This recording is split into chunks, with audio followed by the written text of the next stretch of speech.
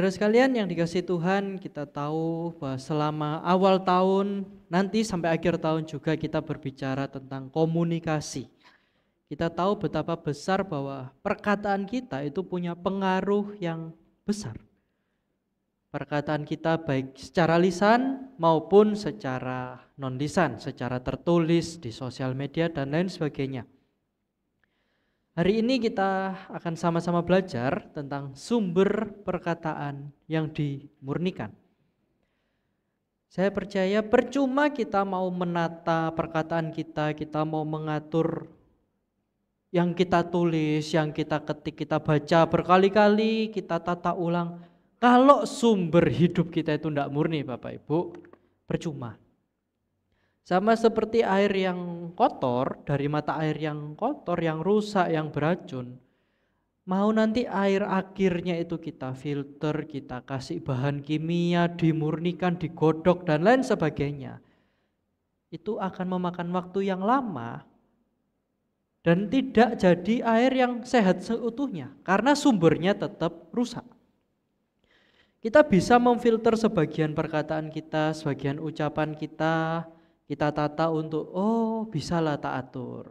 Oh kalau aku ngomong ini kayaknya nggak sopan, tak hapusnya dulu sih. Dan lain sebagainya, bisa. Tapi respon kita, hati kita kalau bukan hati kita yang murni, maka setiap kali kita mau ngomong sama orang, setiap kali kita mau menjawab pertanyaan orang, bales chatnya orang, kita harus mikir Bapak Ibu. Kita nggak bisa spontan.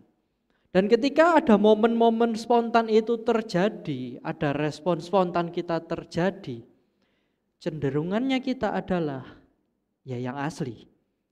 Kalau perkataan kita dari hati memang sudah orangnya pahit, jahat, kasar, respon spontannya otomatis ya kasar, ya jahat. Sehingga kita tidak menjadi diri kita sendiri. Kalau mau ngomong baik berarti harus diam dulu, dipikir dulu, dibaca dulu. Oh kayak ngomong ini nanti tersinggung, nanti kalau ngomong ini begini begitu.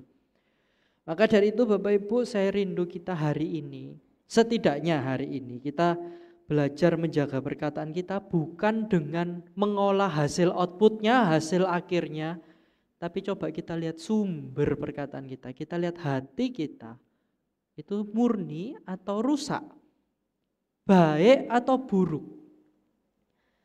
Karena sangat gampang untuk kita geser Bapak Ibu. Dari yang kelihatannya baik, kalimatnya baik, tiba-tiba nanti jadi perpecahan belah. Tiba-tiba jadi porak-poranda, jadi fitnah dan lain sebagainya. Itu sangat gampang. Saya coba eksperimen gitu ya beberapa minggu kemarin sebelum Surabaya makin rusuh gitu ya. Orang-orang itu dapat isu sedikit. Kalau memang orangnya sudah gak terima, merasa disolimi gitu ya, merasa dijahati, jadi korban. Fakta yang benar itu hasilnya bisa jadi mengsle Bapak Ibu kalau bahasa Jawanya gitu ya. Hal inputnya benar, realitanya benar, tapi responnya ngawur. Responnya jahat, responnya ngaco. Maka dari itu setelah saya survei banyak orang kesenggol dikit itu langsung ekstrim Bapak Ibu. Yang satu kalau sudah merasa positif, yang negatif gak dianggap. Tidak melihat realita sebagaimana adanya dan langsung enggak lah itu enggak begitu, langsung membantah. Tapi sisi lain, hal yang positifnya pun enggak dilihat, jelek terus. Itu menunjukkan bahwa hatinya enggak beres. Ada pengalaman di masa lalu mungkin, ada narasi-narasi yang dipercayai mungkin, yang membuat orang itu sangat gampang diadu domba, sangat gampang dihasut. Maka hari ini pertanyaannya Bapak Ibu, bagaimana kita bisa menjaga perkataan kita? Sehingga lidah kita, jempol kita ini bukan jadi sumber racun, tapi menjadi mata air yang seger. Mata air yang membawa dampak positif, menjadi berkat bagi orang sekitar. Hari ini kita akan belajar dari pengalaman Yesaya, seorang nabi besar yang dipakai Allah, dipanggil Allah. Dan di sana di pasal 6 yang akan kita baca, Yesaya berjumpa dengan Allah yang kudus. Dia disucikan dan dia diutus. Bapak Ibu, saya rindu kita baca bergantian Yesaya pasal 6 ayat 1 sampai yang ke-13. Wah, di sini lumayan kecil ternyata. Bapak Ibu bisa siapkan, kalau di sini kelihatan monggo, kalau tidak bisa disiapkan di handphonenya. Saya baca yang ganjil, Bapak Ibu Saudara sekalian baca yang genap.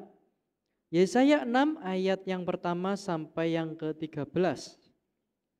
Dalam tahun matinya Raja Uzia, aku melihat Tuhan duduk di atas tahta yang tinggi dan menjulang, dan ujung jubahnya memenuhi bait suci. Saudara sekalian,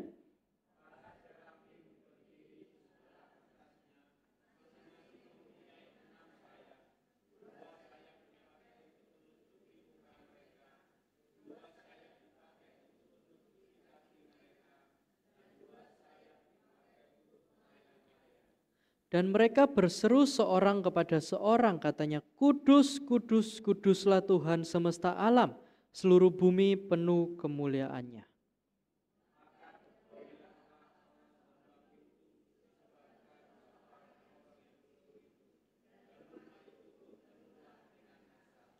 Lalu kataku, celakalah aku binasa, sebab aku ini seorang yang najis bibir dan aku tinggal di tengah-tengah bangsa yang najis bibir.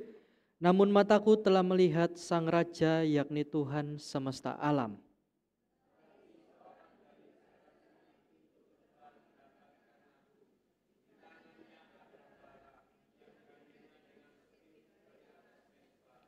Ia menyentuhkannya kepada mulutku serta berkata, lihat, ini telah menyentuh bibirmu, maka kesalahanmu telah dihapus dan dosamu telah diampuni.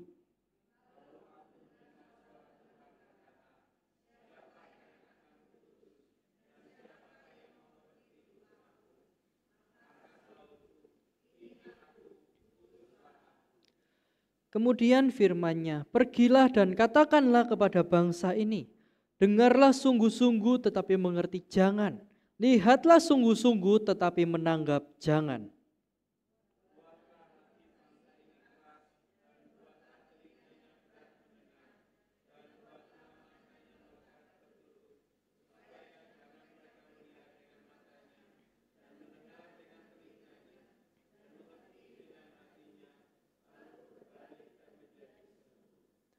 Kemudian aku bertanya, sampai berapa lama ya Tuhan? Lalu jawabnya, sampai kota-kota telah lenggang sunyi sepi, tidak ada lagi yang mendiami, dan di rumah-rumah tidak ada lagi manusia, dan tanah menjadi sunyi dan sepi.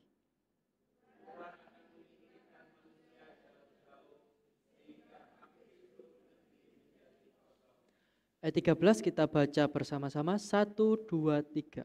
Dan jika di situ masih tinggal 1/10 dari mereka, mereka harus sekali lagi ditimpa kebinasaan.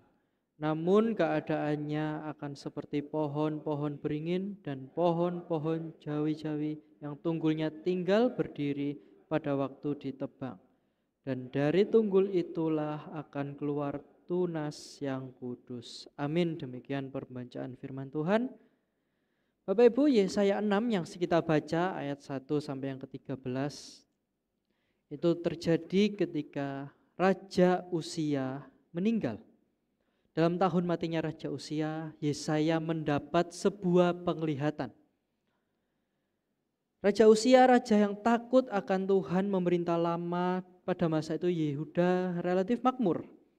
Tetapi menjelang akhir hidupnya, Uzia menjadi sombong. Dia melakukan yang tidak semestinya, dia membakar ukupan di mezbah Allah yang harusnya bukan dia lakukan. Dia melawan hukum Tuhan dan di akhir dia kena kusta sampai hari dia meninggal. Saudara bisa baca di 2 Tawarik. Dan kematian Raja Uzia ini mengguncang segala hal yang terjadi di Israel. Politisnya goncang, sosialnya goncang, dan terlebih lagi secara spiritual bangsa Israel makin bobrok, makin jauh dari hadapan Tuhan. Di tengah kekacauan ini Yesaya melihat penglihatan Tuhan bahwa Allah duduk di tahtanya. Dia mendengar seorang malaikat serafim berkata, kudus, kudus, kuduslah Tuhan. Dan disinilah kisah itu terjadi bahwa Yesaya, seorang nabi, menyadari keberdosaannya, bertobat, menerima anugerah Tuhan, dan mendapatkan panggilan Tuhan. Bapak Ibu, yang pertama di ayat 1 sampai 4 kita bisa melihat bahwa bahasa yang dipakai Yesaya yaitu Adonai, pengagungan sepenuhnya bahwa Allah yang bertata, bahwa Allah yang kudus, Allah yang punya otoritas penuh. Dan di situ serafim yang berseru, kudus, kudus, kudus. Kalau Bapak Ibu belajar dalam bahasa Ibrani, pengulangan 3 kali menekankan absolut, menekankan mutlak, penekanan yang sempurna. Bahwa itu bukan hanya menunjukkan, oh Allahnya kudus titik, bukan. Tapi bahwa kekudusan itu adalah jati diri Allah itu sendiri. Bukan Allah itu punya sifat kudus saja. Tetapi bahwa Allah adalah Sang Kudus itu sendiri. Bapak Ibu, kekudusan bukan cuma soal moral tindakan Allah yang kudus, tetapi identitas bahwa Allah adalah kudus.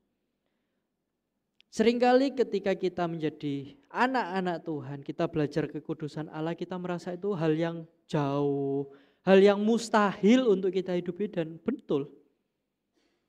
Allah bukan cuman kudusnya itu beda dikit sama kita, tapi mutlak benar-benar kudus.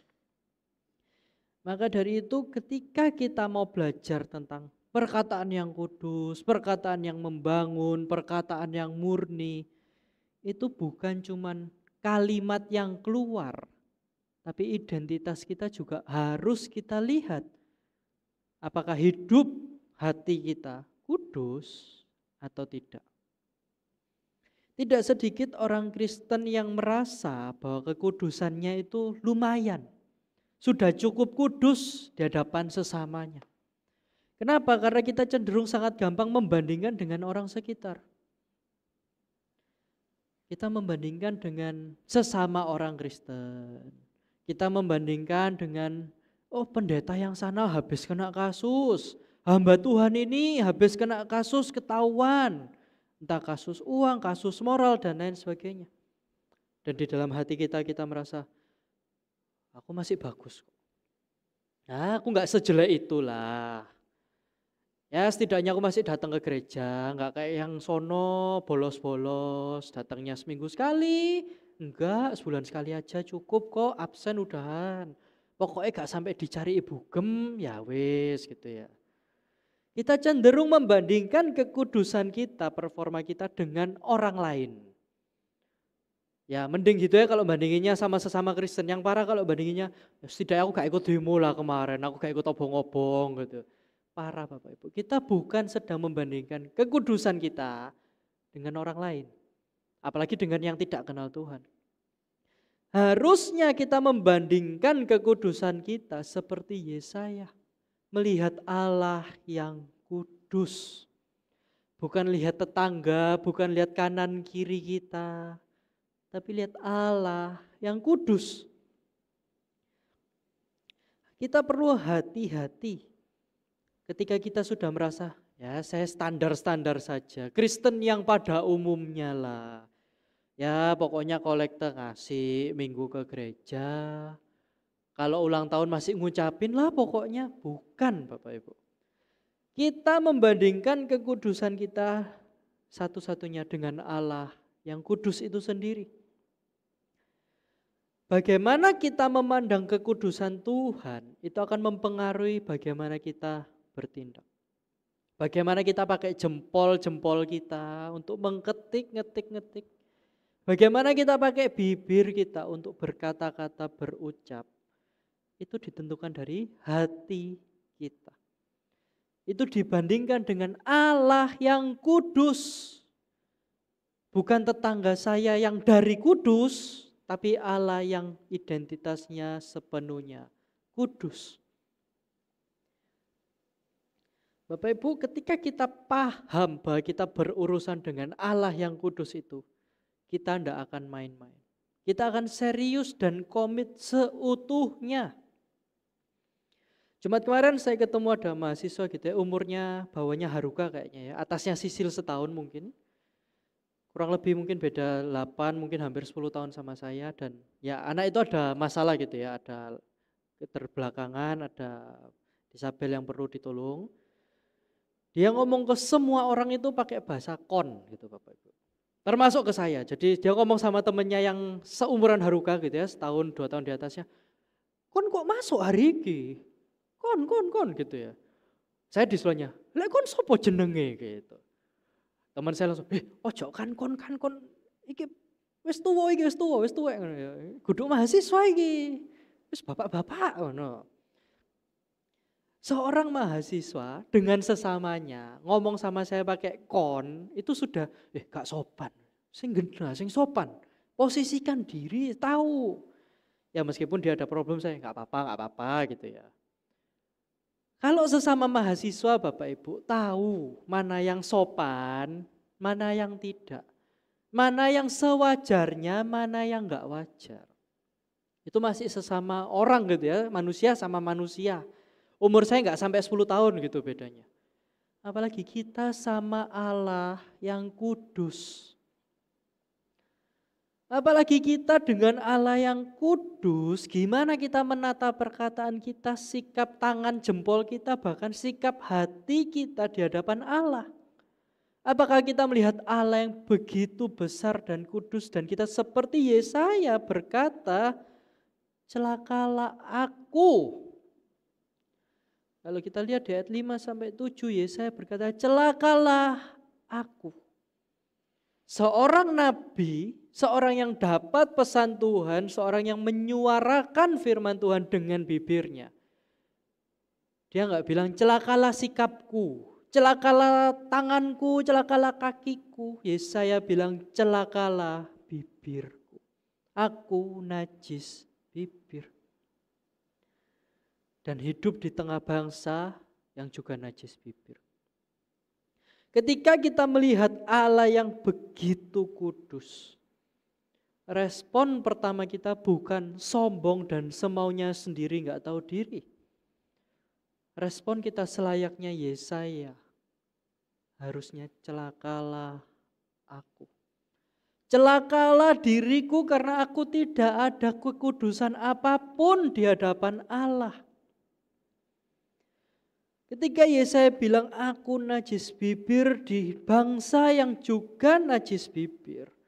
Dia tahu bahwa peran dia memberitakan firman pun juga masih najis. Panggilan utama dia sebagai nabi menurut dia masih najis ketika dibandingkan Allah yang begitu kudus. Yesaya tidak menempatkan diri, aku kudus kayak Allah.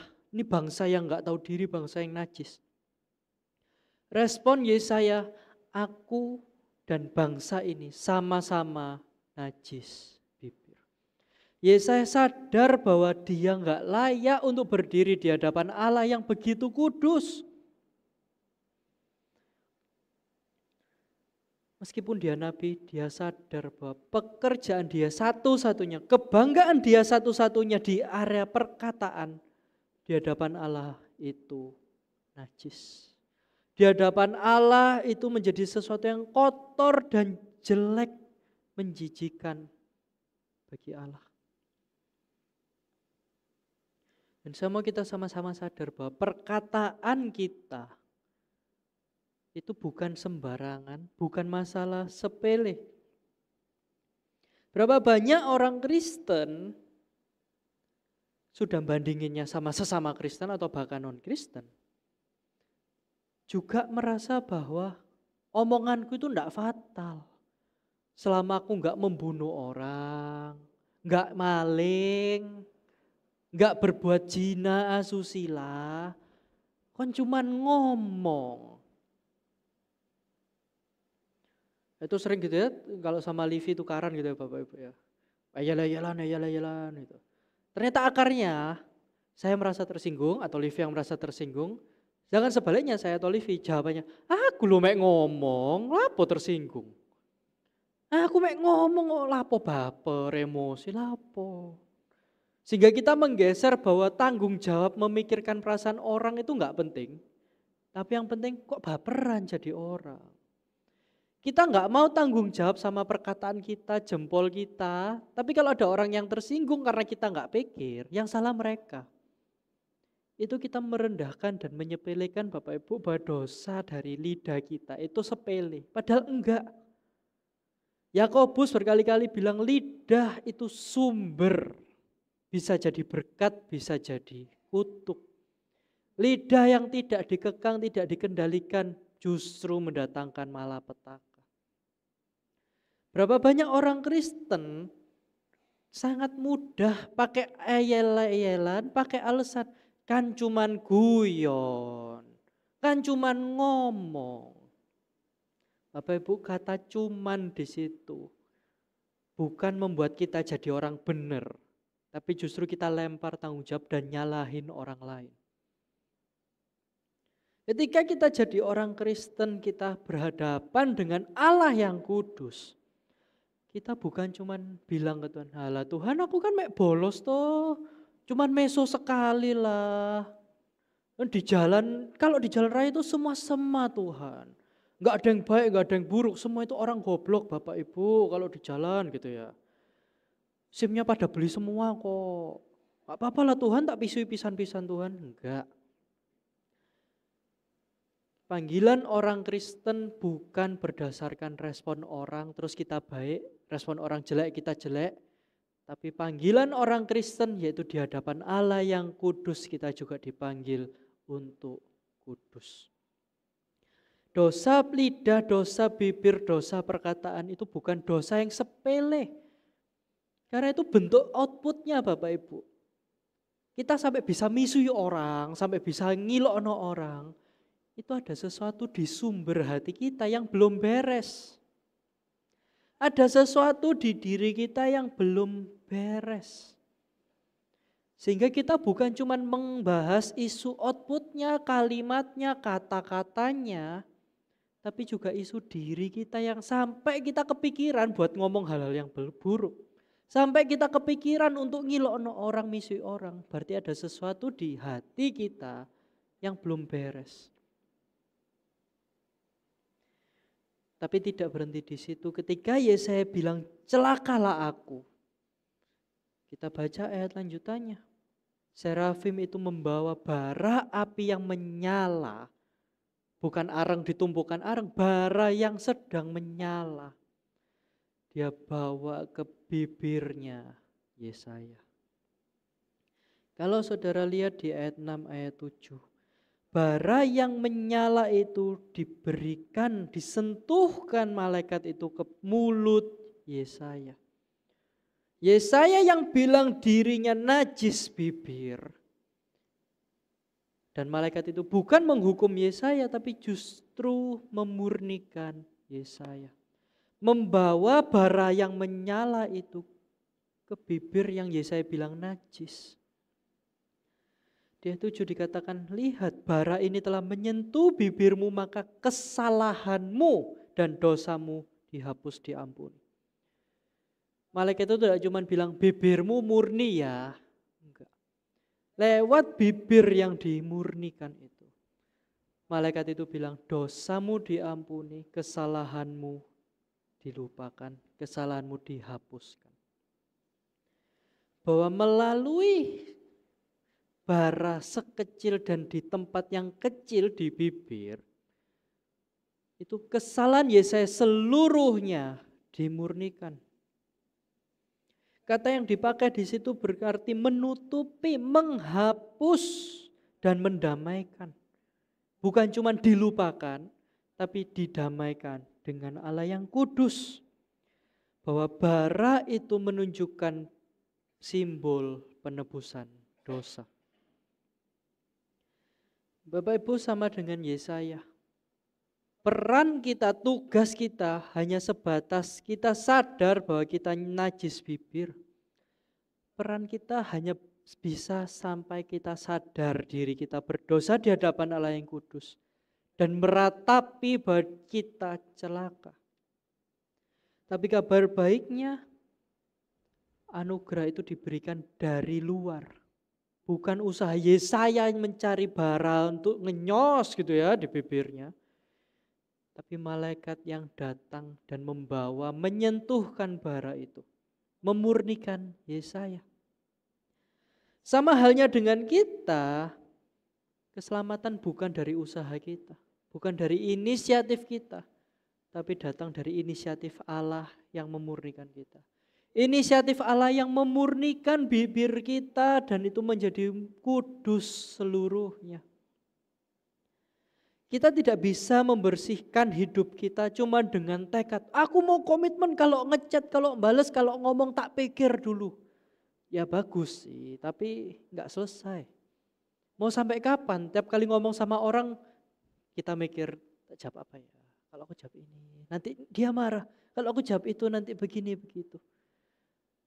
Gak selesai Bapak Ibu. Sehingga kekudusan Allah menguduskan Yesaya. Juga berlaku untuk kita yang najis dikuduskan oleh Allah. Bukan usaha kita. Ketika kita mau komitmen menjaga perkataan itu hal yang bagus, tapi itu respon. Itu respon kita karena Allah sudah menguduskan hidup kita. Karena Allah sudah memurnikan diri kita. Kita perlu bara api itu juga menyentuh hati kita. Menguduskan kita, memurnikan kita sehingga perkataan kita pun juga dimurnikan. Baru-baru ini setelah mama saya meninggal 3 bulanan lebih gitu ya, 100 harian lewat. Kemarin saya ke dapur, saya lihat masih berserakan, barang-barangnya kemproh gitu ya Bapak Ibu. Kalau bahasa Ibraninya kudus itu mana tadi? Wah, hilang Bapak Ibu ya. Kalau tidak salah tadi itu bahasa diampuni itu kapar Bapak Ibu. Kalau ini kemproh gitu ya. 3 bulan saya tidak pernah ke dapur. Saya cuma taunya lantai luarnya itu bersih, disapu, dipel. Tapi begitu kemarin saya ke dapur gitu ya Bapak Ibu, ada barang yang sudah expired 5 tahun lalu masih ada. Ada kuah yang sudah dimasak dan sudah dipenuhi semut gitu Bapak Ibu ya, nggak tahu berapa hari. Terus minggu lalu itu goreng ikan gitu ya. Minyaknya tuh bekas goreng ikan masih ada. Kemarin saya goreng tahu, tahunya rasa ikan gitu ya Bapak Ibu ya. Saya cuma tahu dari luar kalau dapur saya kayaknya bersih kok. Masih disapu pel, masih cuci piring, masih ditoto. Piringnya kalau dibawa ke meja makan masih bersih, nggak ada bekas-bekas. Tapi ternyata ketika saya datang ke dapur, Masya Allah Bapak Ibu ya. Bisa loh dari dapur itu keluar piring yang bersih, makanan yang kelihatan bersih, tapi ternyata dalamnya kotor, bobrok, kempro Bapak Ibu. Sama halnya dengan hidup kita. Bisa loh kita ngomong yang baik-baik. Bisa kita ngechat yang bagus-bagus. Bisa di grup warta itu shalom, damai sejahtera, doa. Tapi kita sendiri tok sama Tuhan yang tahu hati kita di hadapan Tuhan. Kempro, kotor, jijik, atau kudus. Sehingga ketika kita lihat dosa yang begitu bobrok, kita bisa berkaca ke hidup kita, kita menikmati kebobrokan itu, atau kita seperti Yesaya yang berkata, celakalah aku tapi anugerah Allah menyelamatkan. Di situ kita bisa menguji hati kita. Bahwa ketika kita bilang kita dimurnikan, itu bukan cuma terlihat dari kalimat-kalimat kita yang keluar, perkataan-perkataan kita saja, tapi diri kita juga, hati kita ikut murni, ikut diubah atau enggak. Apakah kita punya filter ketika kita mau ngilokno orang, mau ngechat yang enggak. Di hati itu Roh Kudus ngomong enggak? Jok gitu. Atau kita terus no, kurang jahat, ayo terus no. Siapa yang berkuasa di hati kita? Hati kita sudah murni atau makin bobrok? Dan kalau memang kita merasa kita terima Kristus, ada Roh Kudus di hati kita doa jam-jaman, sebagian punya karunia roh. Kita lihat, beneran enggak karunia roh itu di hati kita ada Roh Kudus? Atau cuman gimmick, cuman aksi-aksian, kelihatan-kelihatanan? Karena itu yang menentukan. Roh Kudus enggak cuman kasih karunia, tapi kasih kita hati yang baru Bapak Ibu. Enggak cuma nambahi tapi mengganti hati kita. Maka dari itu ketika kita tahu, percaya, kita terima Yesus, coba kita lihat hati kita. Makin hari makin diperbaharui atau makin bobrok. Makin membenci dosa, merasa jijik dengan dosa, atau makin menikmati. Dan seperti Yesaya ketika dia dimurnikan Tuhan, kita sama-sama lihat di ayat 8, Yesaya datang dan berkata, ketika Tuhan bertanya, siapa yang akan kuutus dan siapa yang mau pergi? Sahut Yesaya, ini aku, utuslah aku. Yesaya bukan cuma terima pengudusan dari Tuhan terus berhenti di situ. Terus dia, oh aku nabi yang kudus, titik. Tapi Yesaya meneruskan kekudusan yang dia terima dari Tuhan dengan respon, ini aku, utuslah aku. Ada panggilan dari Tuhan untuk setiap kita umatnya. Setiap orang Kristen yang percaya kepada Tuhan mendapat panggilan yang sama. Apakah kita mau hidup bagi Allah atau tidak? Tawaran yang sama juga diberikan kepada kita. Siapa yang mau diutus dan siapa yang mau pergi bagi Allah? Banyak orang cuman bilang, ini aku Tuhan, utuslah dia. Kalau aku janganlah. Aku minggu itu aja cukup, sebulan sekali, 2 minggu sekali cukup. Gak usah lah Tuhan, yang pergi tuh hamba Tuhan. Anak-anak STT kayak Harukan yang pergi gak apa-apa, jangan saya gitu. Tawaran yang sama diberikan Bapak Ibu kepada kita. Apakah kita punya respon seperti Yesaya yang siap memberikan diri kita bagi Tuhan, siap diutus kemanapun Tuhan kirim, atau enggak? Orang yang sudah menerima anugerah Tuhan sungguh-sungguh, tidak akan jadi orang yang diem. Tidak akan jadi orang yang pasif dan bungkam. Orang yang sudah dikuduskan Tuhan, justru akan bergerak menyuarakan firman Allah.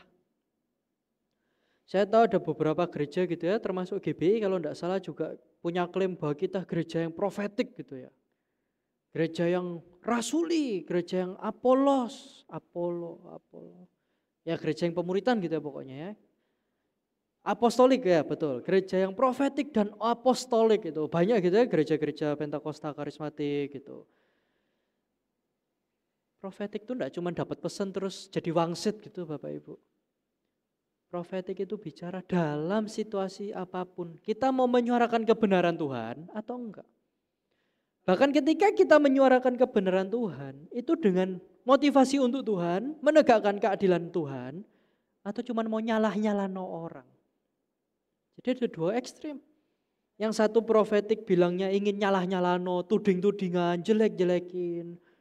Yang satu justru enggak usah lah, kita tuh Kristen damai. Enggak perlulah, kalau Tuhan dapat pesan ya saya ngomong, kalau enggak. Bukan Bapak Ibu. Firman Tuhan sudah nyata di depan kita, di genggaman kita, di firman Tuhan, di Alkitab sudah nyata. Maka respon kita sebagai orang yang dimurnikan, itu harusnya seperti Yesaya, ini aku utuslah aku siap untuk pergi. Lidah kita bukan dipakai hanya untuk gosip, gibah, fitnah, atau diam. Tapi lidah kita yang sudah juga ditebus punya peran menyuarakan kebenaran di bangsa ini juga. Di keluarga kita, di lingkungan kita, di gereja kita, di diri kita, di bangsa kita. Kita juga punya panggilan yang sama untuk menyuarakan kebenaran tersebut.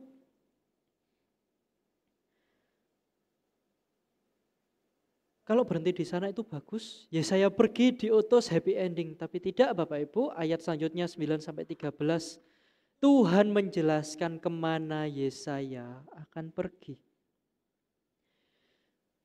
Di ayat 9-13. Pergilah ke bangsa yang tuli, bangsa yang buta, bangsa yang hatinya keras. Yang sampai kapanpun tidak akan terjadi pertobatan, sampai kota itu habis sunyi, tidak akan ada pertobatan. Yesaya diutus bukan ke bangsa yang performanya bagus. Yesaya diutus bukan ke bangsa yang pasti menerima. Yesaya diutus ke bangsa yang pasti menolak dia. Kata dengarlah sungguh-sungguh Bapak Ibu kalau baca di situ dikatakan Shema sama. Mengutip juga ke Shema Israel bahwa bangsa Israel dapat pesan Tuhan, kalimat utama dengarlah hai Israel.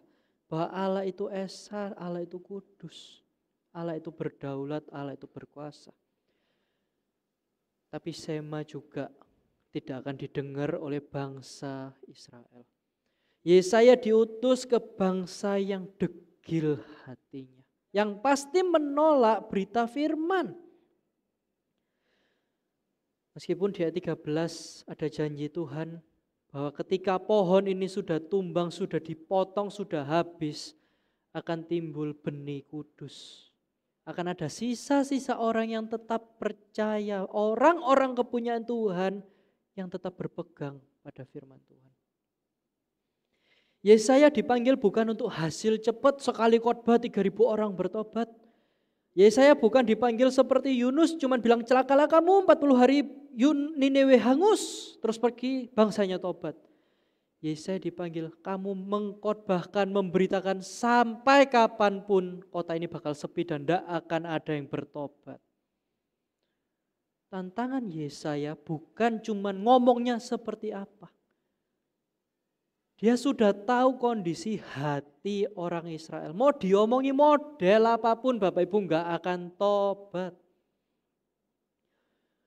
Ketika Yesaya bilang ini aku utuslah aku. Itu bukan ke bangsa yang have fun, seneng, guyup, akur, bukan. Tapi ke bangsa yang akan menolak Tuhan. Pertanyaan yang sama juga untuk kita. Ketika kita diutus, kita dipanggil, ditebus, memberitakan firman Tuhan. Orientasi kita pada respon orang yang kita beritakan. Oh kalau dia tidak terima aku ngapain lah ngomong gak usah. Atau orientasi kita kepada Allah yang mengutus kita, Allah yang memurnikan kita. Sumber motivasi kita memberitakan kebenaran terletak di respon orang atau di Allah yang memberi panggilan. Kalau respon kita hanya tergantung pada respon orang, percuma Bapak Ibu.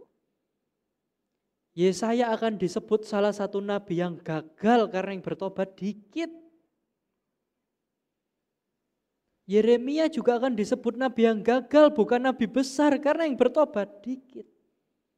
Kekristenan tidak pernah bicara soal angka, target, suksesnya kalau sudah sekian orang bertobat, bukan. Tapi kekristenan dipanggil untuk menyuarakan kebenaran kepada siapapun, kapanpun, apapun hasilnya. Maka dari itu Bapak Ibu, kita juga dipanggil untuk jangan keraskan hati kita. Ketika berita firman diberitakan, jangan keraskan hati. Dan jangan takut ketika ada orang yang kita ajak omong dan mengeraskan hati. Yang mereka tolak bukan kita. Yang mereka tolak Allah itu sendiri.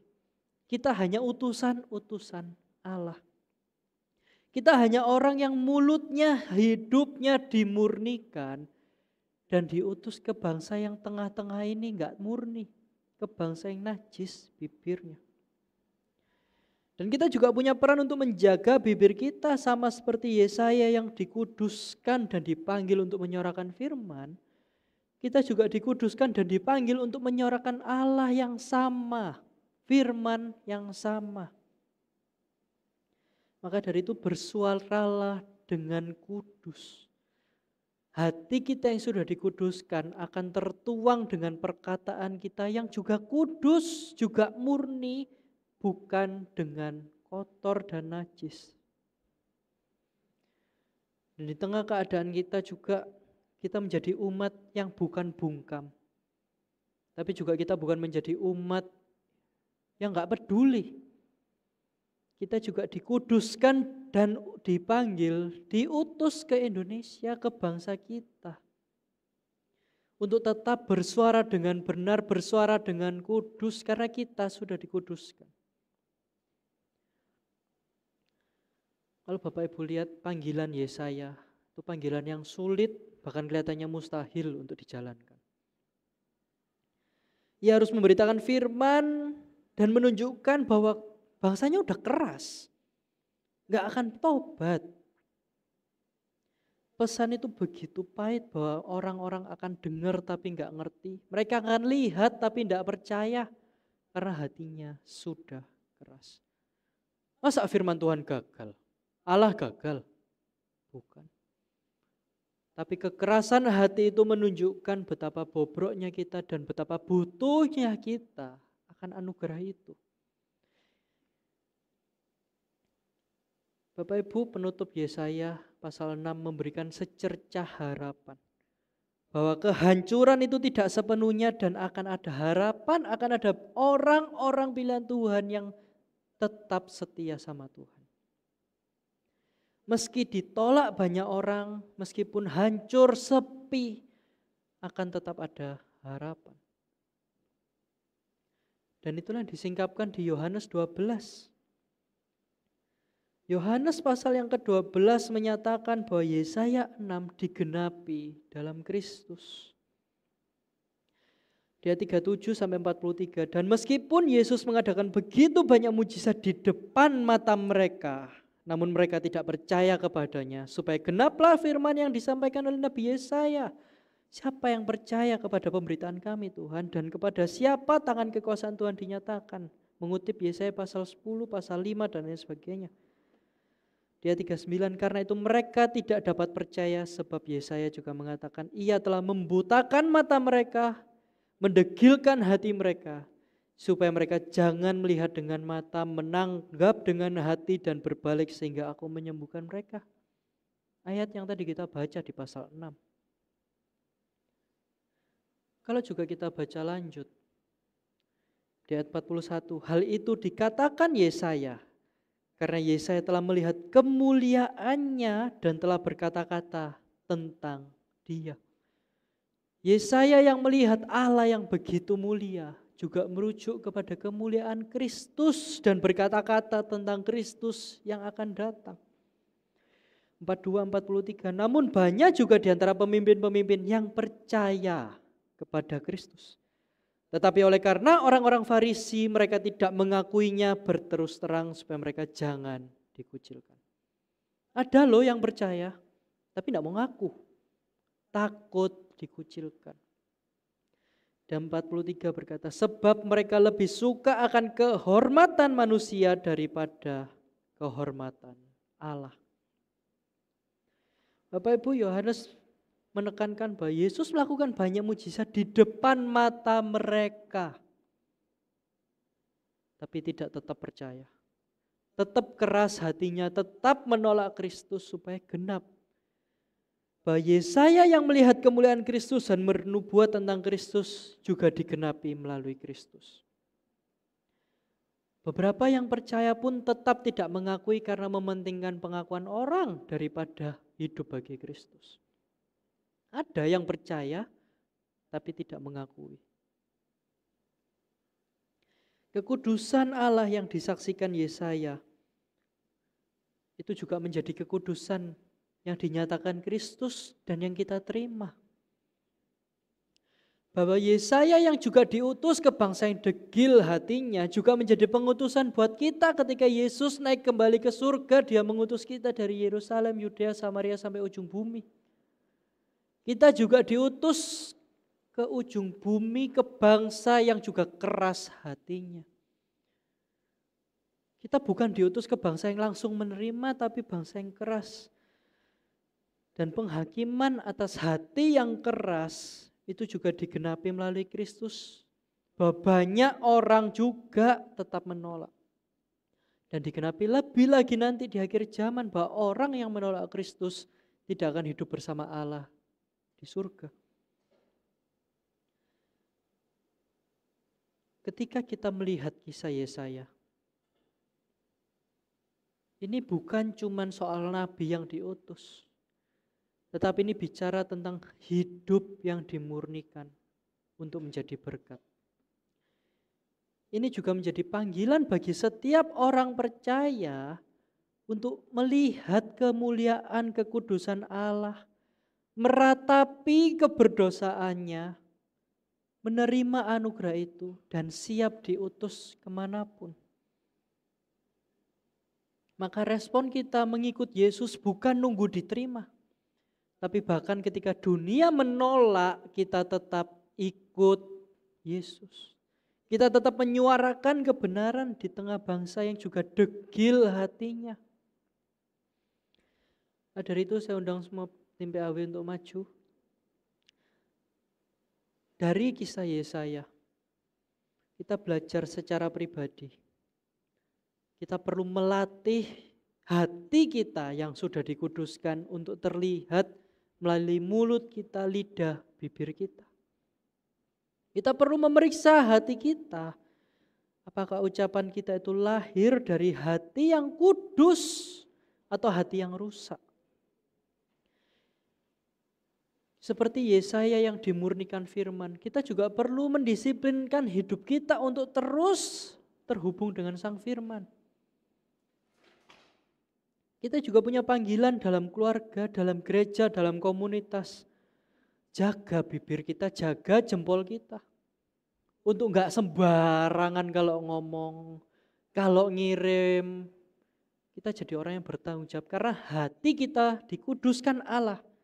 Bukan takut digeruduk massa Bapak Ibu, tapi hati kita yang sudah ada dimurnikan oleh Allah. Hindari gosip, hindari hoax. Itu hal yang paling minim yang bisa kita lakukan kalau hati kita kudus. Dan di tengah bangsa yang sedang krisis, sedang banyak problema, kita dipanggil untuk menjadi suara Sang Firman. Menghadirkan berita profetik itu bukan untuk menyala-nyalahi, tapi untuk menghadirkan kedamaian itu sendiri. Yang kita suarakan bukan suara kebencian, bukan suara adu domba, suara pemanas konflik, tapi yang kita beritakan adalah Kristus yang kudus dan penuh kasih. Kristus yang menyucikan hati kita supaya kita bisa menjadi dampak bagi dunia. Lidah kita bukan dipenuhi kutuk, tapi dimurnikan oleh Injil. Oleh darah Yesus itu yang menguduskan kita, mengangkat kita menjadi anaknya. Itu bukan usaha kita, tapi itu akan menuntut respon kita sebagai respon pertobatan kita. Sama seperti Yesaya, kita belajar bahwa pemurnian bukan berasal dari usaha kita, tapi inisiatif Allah yang kudus. Yang ketika kita masih seteru Allah, Dia datang menebus, mengangkat kita jadi anaknya, merangkul kita menjadi sahabatnya. Kekudusan Allah akan makin mencingkapkan betapa kita berdosa. Betapa kita bobrok di hadapan Allah. Tapi berita anugerah juga diberitakan supaya kita sadar bahwa kekudusan Allah yang memurnikan kita. Sepanjang sejarah gereja Bapak Ibu, bukankah itu yang jadi alur, menjadi urutan, menjadi liturgi dalam setiap kita beribadah. Bahwa ibadah dimulai dengan pengakuan bahwa Allah yang penuh rahmat, yang memungkinkan kita, memampukan kita untuk berkumpul, duduk bersama, memuji, memuliakan Dia. Bahwa ada pengakuan dosa diucapkan, bahwa kita sadar kita tidak layak di hadapan Allah yang kudus. Tapi ada berita anugerah yang dinyatakan bahwa keberdosaan kita tidak sebanding dengan kasih Allah yang begitu besar, yang memurnikan, menguduskan kita. Dan terakhir kita ditutup dengan pengutusan, dengan doa berkat. Bukan untuk kita, tapi untuk kita diutus, dipersiapkan. Cuma di Indonesia Bapak Ibu kalimatnya itu doa berkat. Di tempat-tempat lain semua pengutusan, penneguhan, pengokohan. Allah memperlengkapi kita, memberikan kita berkat, memberikan kita jaminan supaya kita siap diutus ke dunia yang penuh dosa. Kita siap diutus ke bangsa yang degil hatinya, yang buta matanya, yang tuli telinganya. Untuk itulah kita diutus. Nanti ketika kita doa berkat, doa pengutusan, ingat Bapak Ibu, bukan cuman kerjaanku aman, gak kena gusruhan, gak kena kerisuhan. Bukan cuman keluargaku sehat sentosa, aku masih hidup, punya keturunan, punya masa depan. Tapi berkat diberikan supaya kita siap untuk terjun diutus. Saya undang kita semua bangkit berdiri. Sama seperti Yesaya yang diutus ke bangsa yang degil hati. Kita juga diutus ke bangsa yang sedang porak-poranda. Mungkin kita sebagian terdampak, sebagian enggak. Tapi ingat seperti Yesaya melihat Allah yang begitu kudus. Disitulah juga respon hati kita melihat kekudusan Allah. Respon hati kita melihat kekacauan yang terjadi di bangsa kita. Komunikasi kita, bibir kita, perkataan kita, tangan kita, semuanya kita kembalikan ke Tuhan. Lutut kita pakai untuk sujud berdoa. Menyuarakan kebenaran. Menyuarakan bahwa kuasa Allah makin nyata.